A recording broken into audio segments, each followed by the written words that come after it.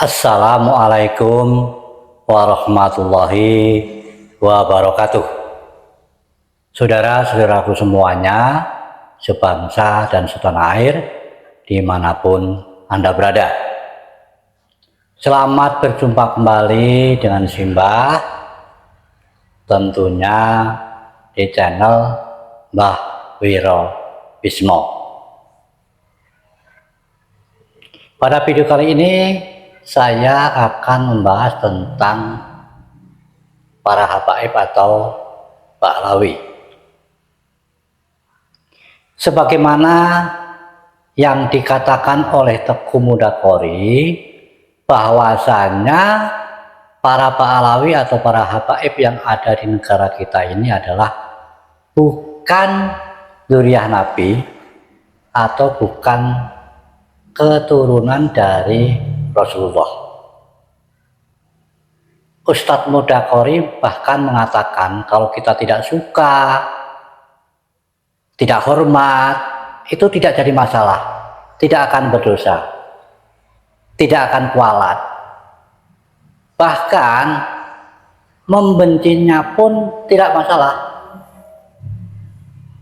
Baiklah, mari kita saksikan video dari Teguh Mudakori berikut ini. Jadi Habib itu bukan keturunan Nabi, teman-teman. Jelas tidak? Habib itu bukan sama sekali keturunan Nabi. Jadi jangan membohongi umat, jangan ngaku-ngaku Ahlul Bait. Yang benci Ahlul Bait masuk neraka, betul. Kalau benci kepada Ahlul Bait. Kalau benci kepada Habib karena dia mengaku-ngaku keturunan Nabi, wajib hukumnya. Bukan sunnah lagi, wajib. Kenapa? Melindungi martabat kesucian daripada nasab baginda Nabi Muhammad SAW. Teman-teman yang dirahmati oleh Allah dimanapun antum berada semua, kepalsuan nasab Ba'lawi itu sudah disampaikan oleh baginda Nabi SAW dari masa ke masa. Jadi dari zaman itu sampai zaman sekarang masih berlaku bahasa Nabi Muhammad SAW itu yang saya maksud dari masa ke masa. Apa kata Nabi? Satu zaman nanti akan muncul fitnah besar yang berasal dari orang yang mengaku dia bagian dari keturunan, padahal mereka bukan keturunan aku, kata Nabi. Karena yang keturunan aku adalah orang-orang yang membawa garis ketakwaan, bukan yang membawa nasab. Maksudnya seperti itu. Artinya apa? Mereka itu sudah diprediksikan oleh Nabi. Mereka mengaku-ngaku keturunan Nabi, di dalam diri mereka mengalir darah Nabi. Mereka mengatakan, kakek kami, tahu kalian siapa kakek kami? Kakek kami Rasulullah. Begitu kata mereka. Tapi tuan-tuan, apa ndak malu dia bilang kakeknya Nabi Muhammad? Jadi kalau ada bahasa saya yang saya sampaikan di sini, teman-teman, yang saya kira terpleset lidah saya atau melanggar hukum, sesungguhnya itu bukan karena sengaja, tapi karena ketidaksengajaan sehingga keluar satu kata-kata yang melanggar hukum. Mudah-mudahan diberikan kemaafan. Tapi bagi mereka yang mencari-cari kesalahan, itulah yang menjadi framing buat mereka hadiah. Ya, saya nggak peduli itu. Karena ada beberapa ini ada lagi yang dapat saya sampaikan, teman-teman. Ada beberapa kalangan di Aceh yang mencoba untuk menghasut saya punya keturunan, ternyata gagal maning, teman-teman. Kenapa? Karena kakek-kakek kami di Aceh itu sudah masyhur dan kami punya data. Dan orang-orang tua kami itu memang terkenal gitu. Bukan orang kayak Bani Ba'lawi ini cuma bisa berak sama kentut doang. Mereka bikin foto saya diedit, dibikin kata-kata yang macam-macam, ya. Terus saya difitnah sebagai Nasrul, macam-macam lah. Sekarang saya tanya sama teman-teman, apa benar menyampaikan kebohongan untuk memperkuat suatu kesalahan? Coba jawab, teman-teman. Boleh nggak kita menyebarkan fitnah, memfitnah orang lain? Nah, mereka akan bertanya, lalu bagaimana? Tentukan fitnah juga. Fitnah dari mana? Menyampaikan kebenaran nasabnya palsu kok fitnah? Sesuai dengan ilmu, ada data, ada kitab, ada segala macam. Jadi mereka yang merasa terfitnah, buktikan kalau itu bukan fitnah. Coba buka hujah dong, jangan malah framing yang enggak, malah menyebarkan fitnah. Nauzubillah min dzalik, gitu loh. Kalau dia merasa kita memfitnah, buktikan kalau yang kami sampaikan fitnah. Polisi ada kok, negara punya hukum. Kalau merasakan kami fitnah, laporkan ke polisi lah, laporkan ke jalur hukum, tuntut kami. Kami akan tuntut kalian nanti. Enak kan? Di persidangan nanti hakim akan menjalani persoalan. Kenapa kamu mengatakan Mbak Alawi ini palsu? Memang palsu Pak Hakim. Palsunya kenapa? Ubaidillah itu nggak ada orangnya. Kok nggak ada? Nggak ada daftar dalam kitab apapun. Gitu loh. Nah kalau dia memang merasa bukti dia itu adalah keturunan Nabi, silakan Bapak Hakim tanyakan kepada mereka Ubaidillah itu anaknya siapa. Dari mana dia tahu Ubaidillah itu punya ayah namanya Ahmad? Dari kitab apa? Karena setiap informasi sejarah dan informasi nasab harus ada data-data yang berkesinambungan, gitu loh, untuk memperkuatkan satu informasi. Pak Hakim pasti tahu itu Pak Hakim. Kita bilang itu. Oke lah Pak Hakim. Kalau dia nggak bisa membuktikan kebenaran kakeknya Ubaidillah itu punya ayah yang bernama Ahmad bin Isa An-Nakib atau Arumi, coba tes DNA mereka Pak Hakim. Kalau DNA mereka adalah J1, berarti mereka adalah keturunan Nabi. Tapi kalau DNA mereka G, itu keturunan Yahudi Al-Qanazi. Kawan-kawannya Belanda. Kalau yang ke atasnya itu saudaranya tungkong buyutnya Musa Samiri atau Yuya, anak buahnya Firaun. Itu menurut ilmu pengetahuan yang bagian-bagian DNA Bapak Hakim. Saya bilang begitu. Hakim akan memutuskan tes DNA, ambil DNA mereka. Pasti nggak berani mereka. Oh nggak boleh begitu Pak Hakim, DNA itu haram. Loh, haram dari mana? Kita jawab.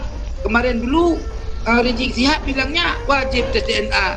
Jangan sampai DNA Nabi kemana, orang yang ngaku Nabi, keturunan Nabi kemana. Sekarang kenapa berubah dari wajib jadi haram? Ayo lucu Bapak Hakim. Gak boleh, gak bisa begitu Pak Hakim. Tes DNA dia. Begitu dites G, kita bebas dari segala tuntutan karena menyampaikan kebenaran. Dia kena DNA G Yahudi, berarti dia sudah memalsukan sejarah. Masuk penjara dia. Nanti kita gugat lagi lebih ke mahkamah lebih agung, supaya hancur semuanya.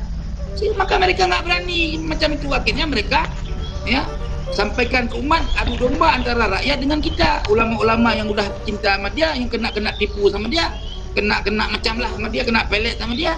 Kita yang diadu domba sama dia. Gitu. Maka kiai-kiai, tolong nggak kiai-kiai yang sudah kena doktrin Ba'alawi, coba kiai, bismillah kiai, otaknya dikasih lurus sedikit kiai. Coba kiai pikir, kiai pasti nggak punya kitab, saya tahu, karena kiai untuk dapatkan kitab nasab itu nggak dijual di toko-toko. Jadi kiai hanya berprasangka husnudzon. Bapak kiai, husnudzon ada aturan main, nggak asal-asal husnudzon, gitu Bapak kiai. Jadi Bapak Kiai, hubungi saya Bapak Kiai, undang saya boleh. Tapi kalau Bapak Kiai undang saya untuk melakukan kejahatan, saya akan tuntut ke pengadilan Allah yang Maha Tinggi dan pengadilan dunia. Ingat itu Bapak Kiai. Ya, Bapak Kiai undang saya, tanya kitab apa Said Qori. Saya tulis nanti kitabnya, kita beli bersama, nanti kita pecahkan bersama, kan enak Bapak Kiai. Betul nggak? Itu kita pecahkan bersama kebenaran ini. Bukan dengan cara seperti itu Pak Kiai. Kalau Pak Kiai digugat dan bilang jangan bahas-bahas nasab itu, nanti begini, nanti begitu, itu mereka sudah begini, sudah begitu, itu Bapak Kiai ya, sedang dibohongin Bapak Kiai. Kok nggak ngerti juga Bapak Kiai. Sedih aku mendengarnya. Aduh. Jadi gitu Bapak Kiai. Jadi sudah banyak kiai-kiai yang beli kitab Bapak Kiai. Begitu dibaca kita bimbing cara memahaminya. Kan beliau orang ahli ilmu. Cuma kita bimbing arahannya ini, di sini kitabnya, ini nama kitabnya, ini bahasannya. Coba Bapak Kiai Pak. Oh iya benar. Itu pada banyak kiai yang udah tobat dari mencintai Ba'alawi. Justru ada di antara mereka yang malah berubah menjadi benci. Akhirnya mereka ikut sama kami. Ada di antara mereka ngomongnya begini, kalau begitu saya sudah nggak percaya lagi Ba'alawi ini. Tapi saya nggak punya kemampuan untuk bersikap. Maka oleh sebab itu saya mendukung kalian dari belakang. Harap kalian mau mengerti. Baik, nggak perlu ikut kami dalam memberantas Bani Ba'alawi secara terang-terangan. Dengan Bapak Kiai sudah dapat petunjuk hidayah dari Allah atas kepalsuan nasab Bani Ba'alawi, sudah cukup rasa syukur bagi kami. Bapak Kiai sudah hidayah. Oleh sebab itu Bapak Kiai lanjutkan pengajian ke masyarakat. Kalau bisa sampaikan kebenaran ini, kalau tidak sebut, nggak usah ngomong apapun. Biar kami yang bergerak, dukung kami dari belakang. Alhamdulillah, begitu baik. Banyak yang sudah sadar seperti itu. Coba kalian kalau nggak percaya, cek.